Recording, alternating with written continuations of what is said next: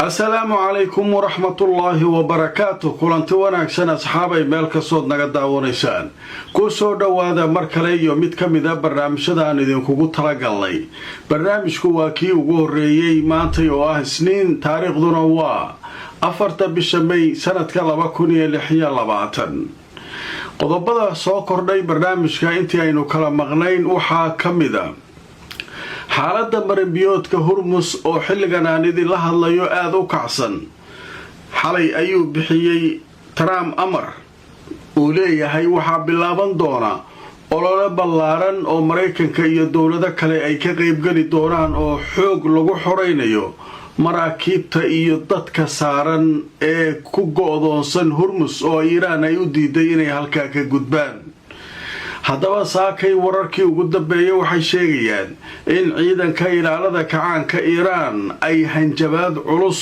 u direen maraakiib Mareykan oo isku dayaysay inay ku soo dhawaadaan Hormuz kadib maxaa dhacay doomaha droniska iyo gantaalaha Iiraan oo heegan buuxa galay haddaba wararkii ugu dambeeyay Hormuz oo xiisadu ay aad u kacsan tahay ilaa hadda ayaynu barnaamijka ku faahfaahineynaa waxaa kale barnaamijkan idinkugu haynaa warar kale oo ku saabsan xaaladda gobolka iyo wadahadaladii Pakistan ay ka dhex waday Mareykanka iyo Iiraan halka iyaguna ay marayaan qodobadaas ayaynu ku soo qaadanaynaa barnaamijkeena ugu horeeya maanta barnaamijyadaanu idiin soo gudbin doono haddii aan la idmo inta aan ku jirnana sida caadada wixii soo kordha warbixino ah waan idinla wadaagi doonaa si wanaagsan asxaabay meel kastood naga daawanaysaan ku soo dhawaada barnaamijkeennii ugu horeeyay maanta waa Isniin taariikhduna waa 4 May 2026 wararkii ugu waaweynaa xaaladda gobolka bariga dhexe iyo xiisada u dhaxaysa Mareykanka iyo Iiraan ayaynu barnaamijka ku faaqidi doonaa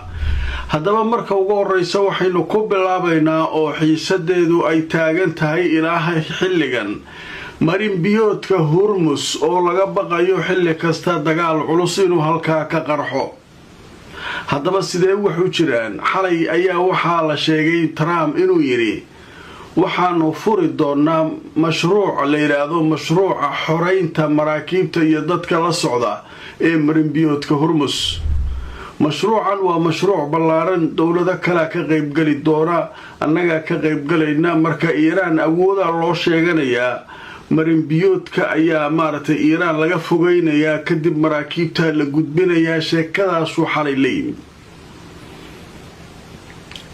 Iiraan way u digtay waxay tiraadeen meeshan dad kale ha soo ajarin adiga mari waayay haddaba marka hore sida ay xaaladda u bilaabatay wixii laga qoray ilaa hadda meesha ay joogto ayaynu barnaamijka marka ku faahfaahin doonaa haddaba marka ugu horeysa Al Jazeera waxay leedahay Washington wararka ka yimid waxay sheegaysay in la bilaabayo howlgal loogu magac daray mashruuca xorriyadda kaasoo markaa ay taageerayaan 100 diyaaradood oo kuwa dagaalka ah iyo 15,000 oo askari taliska dhexe ee ciidamada Mareykanka oo hogaaminaya mashruucan loogu magac daray mashruuca xorriyadda ayaa waxaa ku dhawaaqay xalayto madaxweynaha Mareykanka Donald Trump waxaana la sheegay in diyaarado iyo ciidan farabadan ay mashruucani ka qayb gali doonaan si markaa loo xoreeyo waxa ay ku tilmaameen maraakiibta ku xaniban marinbiyoodka Hormuz ee Iiraan ay u diiday inay markaa halka ka gudbaan warkaas marka waxaa xalay waqti dambe sii daayay Trump iyo warbaahintiisii iyo 100 diyaaradood 15,000 oo askari waa kaas hadda la furaya waa maraakiibta meesha ku xaniban waa la marsiinay aroortii saakay ayay Iiraan iyaduna jawaabta warkaas soo saartay haddaba markaan idin tuso Iiraan waxay tiri waxaynu weerari doonaa ciidan kasta oo ajnabi ah oo isku daya inuu ku soo dhawaado marinbiyoodka Hormuz telefishinka Iiraan ayaa saakay aroortii sheegay isagoo soo xiganaya bayaan rasmi ah oo ka soo baxay taliska ciidanka ilaalada kacaanka xafiiskooda la yiraahdo maqarru khaatimul anbiyaa waxayna sheegeen in ciidankoodu ay maamulayaan Hormuz cid kasta oo isku dayda inay halkaa soo marto oo ajnabi iyo ciidan kastaba leh inay markaa weerari doonaan oo ay tallaabo culus ka qaadi doonaan. heer halkaasay marka joogtaa. waa la subootay xalay ilaa aroortii saaka. goor dhoweyd marka maxaa dhacay? saakay barqadnimadii maxaa dhacay marka? nimankii markii loo hanjabay ma joogsadeen Trump iyo kooxdiisu, mise xooggii ayay isbideenoo waxay doonayeen inay xoog ku maraan? sheeko kalaa marka iyadana soo baxday barqadnimadii maanta warkii ugu dambeeyey ka mida. haddaba aan idin tuso telefishinka Al-Jazeera wuxuu leeyahay Iiraan waxay soo saartay war goor dhoweyd ay leedahay waxaynu ka mamnuucnay maraakiibta dagaalka ee Mareykanka inay soo galaan marin biyoodka Hormuz. haddaba ciidanka Iiraan war rasmi ah oo goor dhow soo saaray ayay waxay ku sheegeen ciidamada Mareykanka oo wata maraakiib dagaal oo isku dayay inay ku soo dhawaadaan Hormuz in loo diray waxa lagu tilmaamay taxdiir saarim. marka meeshaas markay joogto waa barqadii maanta. ciidanka Iiraan waxay yiraahdeen Mareykan maraakiibtiisa qaar ka mid ah isku dayay inay bal tijaabiyaan Iiraan oo ku soo dhawaadaan. waxaa loo diray digniin culus. meesha aad joogtaan haddaad wax yar soo dhaqaaqlaan iska jira, dib uga laabta meeshan. waa fakareen Mareykankii nimanka kanu niman hanjabaad karaysa ma ahan is yidhaahdeen. 100 diyaaradood iyo 15,000 oo askari maxay waa laqaynaa haddaa meeshaan soo martaan. marka maxaa dhacay? waa tii warbixinta marka hadda Al-Jazeera ay lahayd waa laga mamnuucay, dibay u laabteen. Mareykankii gadaalay u noqdeen. marka meeshii maxaa buray? warkii Trump aroorta subaxii isniinta la furayaa, maraakiibta meesha la gudbinayaa, Iiraan meesha yac laga leeyahay waa cararaysaa. adeero meeshaan haddaad meesha aad joogto markab yahow hore u soo socoto khalaas waaliin. iyagoo marka lafahooda u baqaya ayay dib u laabteen. marka hadda markaan barnaamijka marka duubayo wax yar ka hor ayaa haddana warbixin waxaa soo saartay Iiraan. haddaba markaan idin tuso waxaa leeyahay ciidanka ilaalada kacaanka Iiraan ayaa war soo saaray. hadda waxay leeyihiin wax isbedel ah oo ka jira habka maamulka Hormuz oo isbedelay ma jiraan. afayeenka ciidanka ilaalada kacaanka Iiraan wuxuu leeyahay wax iska bedelay shaqadii aan ka wadnay Hormuz, wax isbedelay ma jiraan. wuxuu leeyahay meesha weli annaga maamulayna, wax isbedelay male. gabgable iyo kooxdiisii dib aan u celinay. haddaad meeshaa timaadaa iska jiraa ku niri maraakiibtii sidii meeshii noogu fafadhiyaan, meeshaas annaga maamulayno.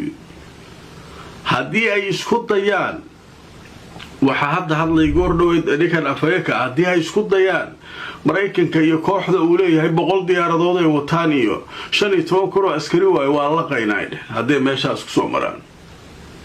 xaalka marka Hormuz hadda aan idin hadlayo meeshaas uu joogaa.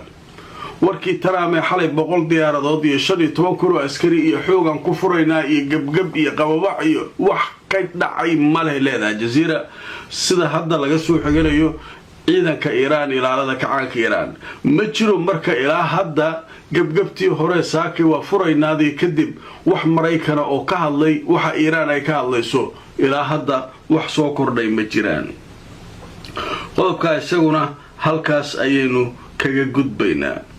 qodobada kale ee soo kordhay barnaamijka waxaa ka mid ah oo barnaamijka iyaduna arrimaha ka cusub. waxaa jiray maalmihii la soo dhaafay markab Iiraan ay leedahay oo Mareykanku ay qabsadeen shaqaalihii saarnaa iyo markabka. waa baaraynayaan. waa tii shaqaalihii qayb ka mid ah la sii daayay oo Iiraan ay tageen. qaybtii kale ayaa Pakistan waxay leedahay Iiraana iyadana la geynayaa. oo macnaha waa la sii daynayaa dhammaan shaqaalihii iiraaniyiinta ee halkaa ku jiray markabka la socday. haddaba marka waxaa leeyahay Pakistan waxay tiri shaqaalihii la socday markabka Iiraan ay leedahay ee la yiraahdo Tooska waxaa lagu sallimi doonaa oo loo dhiibi doonaa Iiraan ayaa loo dhiibi doonaa maanta ayaa loo dhiibi doonaa. haddaba marka waxaa la sheegayaa markabka la yiraahdo Tooska in ciidamada Mareykanka ay qabteen 20kii bishii dhamaatay ee Abriil iyadoo lagu eedeynayo inuu jabiyay cunaqabatayn Mareykanka ay sheegeen inay saareen Iiraan inuu markaa jabiyay. marka xaalku isaguna halkaasuu marka maraya.